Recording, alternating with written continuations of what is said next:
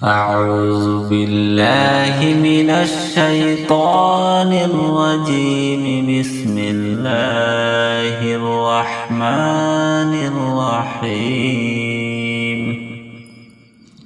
فإذا جاءت الطامة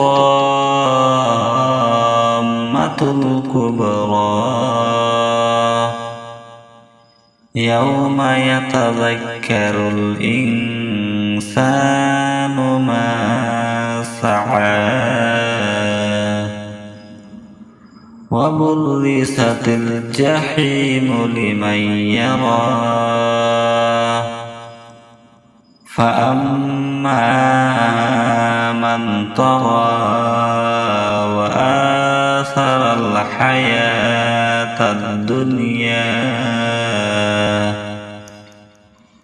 فإن الجحيم هي المأوى وأما من خاف مقام ربه ونهى النفس عن الهوى فإن الجنة هي المأوى.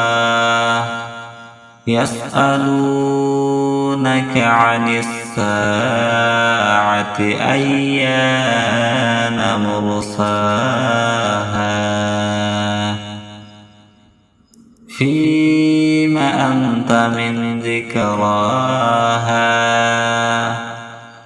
إلى ربك منتهاها إنما أنت منذر من يخشاها كأنهم يوم يرونها لم يلبثوا إلا عشية أو ضحاها. صدق الله العظيم. أعوذ بالله من الشيطان الرجيم. بسم الله الرحمن الرحيم. فإذا جاءت الطامة الكبرى يوم يتذكر الإنسان ما سعى وبرزت الجحيم لمن يرى فأما من طغى وآثر الحياة الدنيا فإن الجحيم هي المأوى وأما من خاف مقام ربه ونهى النفس عن الهوى فإن الجنة هي المأوى. يسألونك عن الساعة أيان مرساها فيم أنت من ذكراها إلى ربك منتهاها إنما أنت منذر من يخشاها كأنهم يوم يرونها لم يلبثوا إلا عشية أو ضحاها. صدق الله العظيم. أعوذ بالله من الشيطان الرجيم. بسم الله الرحمن الرحيم. فإذا جاءت الطامة الكبرى يوم يتذكر الإنسان ما سعى وبرزت الجحيم لمن يرى فأما من طغى وآثر الحياة الدنيا فإن الجحيم هي المأوى وأما من خاف مقام ربه ونهى النفس عن الهوى فإن الجنة هي المأوى. يسألونك عن الساعة أيان مرساها فيم أنت من ذكراها إلى ربك منتهاها إنما أنت منذر من يخشاها كأنهم يوم يرونها لم يلبثوا إلا عشية أو ضحاها. صدق الله العظيم.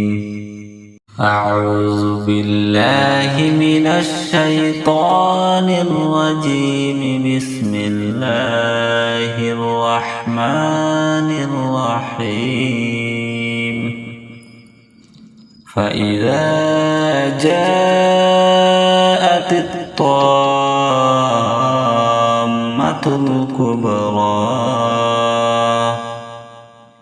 يوم يتذكر الإنسان ما سعى وبرزت الجحيم لمن يرى فأما من طغى وآثر الحياة الدنيا فإن الجحيم هي المأوى وأما من خاف مقام ربه ونهى النفس عن الهوى فإن الجنة هي المأوى. يسألونك عن الساعة أيان مرساها فيم أنت من ذكراها إلى ربك منتهاها إنما أنت منذر من يخشاها كأنهم يوم يرونها لم يلبثوا إلا عشية أو ضحاها. صدق الله العظيم. أعوذ بالله من الشيطان الرجيم. بسم الله الرحمن الرحيم. فإذا جاءت الطامة الكبرى يوم يتذكر الإنسان ما سعى وبرزت الجحيم لمن يرى فأما من طغى وآثر الحياة الدنيا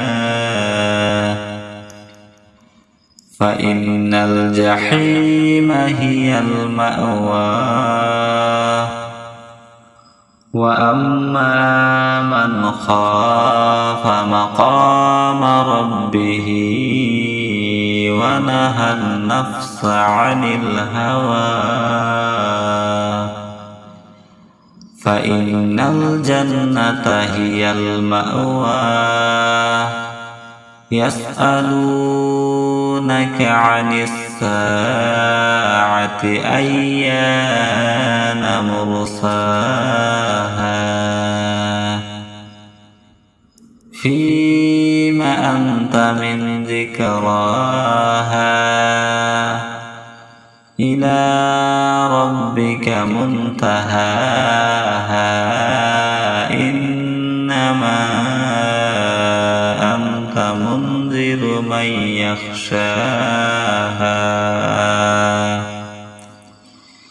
كأنهم يوم يرونها لم يلبثوا إلا عشية أو ضحاها. صدق الله العظيم. أعوذ بالله من الشيطان الرجيم. بسم الله الرحمن الرحيم. فإذا جاءت الطامة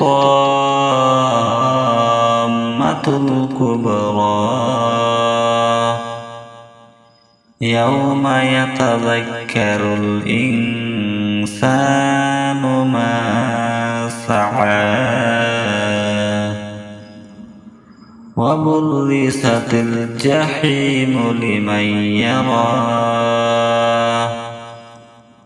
فأما من طغى وآثر الحياة الدنيا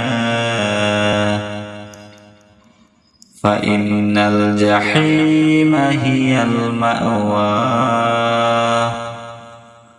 وأما من خاف مقام ربه ونهى النفس عن الهوى فإن الجنة هي المأوى يسألونك عن الساعة أيان مرساها فيم أنت من ذكراها إلى ربك منتهاها إنما أنت منذر من يخشاها كأنهم يوم يرونها لم يلبثوا إلا عشية أو ضحاها. صدق الله العظيم.